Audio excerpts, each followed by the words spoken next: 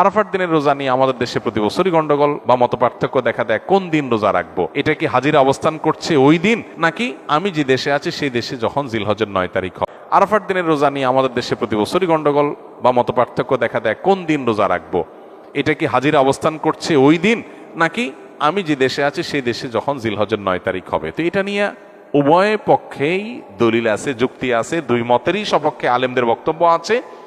সেক্ষেত্রে তুলনামূলকভাবে আমি যে দেশে আছি সেই দেশে জিলহজের 9 তারিখটা হলে সেটাকে আরাফার দিন হিসাবে, আরাফার দিন যদিও বাহ্যিকভাবে মনে হয় যে আরাফার ময়দানের সাথে সংশ্লিষ্ট, কিন্তু আসলে এই যে দিনগুলা ইয়াউমুত তারবিয়া, ইয়াউমে আরাফা, ইয়াউমুন নাহার, ইয়াউমুত তারবিয়া বলা হয় জিলহজের 8 তারিখকে, ইয়াউমুল আরাফা বলা হয় জিলহজের 9 তারিখকে, ইয়াউমুন নাহার বলা হয় জিলহজের 10 তারিখকে।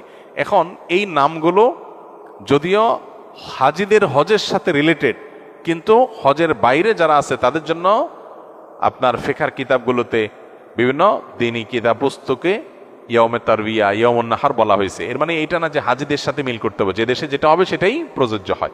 তো সেই আলোকে ইয়াউমে আরাফা আপনি যেখানে অবস্থান করছেন সেখানকার 9 তারিখ হিসাব করে রোজা রাখতে পারেন। যদি আপনার কাছে বেশি মনে হয় যৌক্তিক যে না হাজিদের অবস্থানের সাথে মিল করে রাখাটা, যেহেতু নামের মধ্যেই ইয়াউমে আরাফা আছে, অতএব ওইটা আমি রাখবো, তো সেক্ষেত্রে আমি সেটাও করতে পারেন, কোনো অসুবিধা নেই।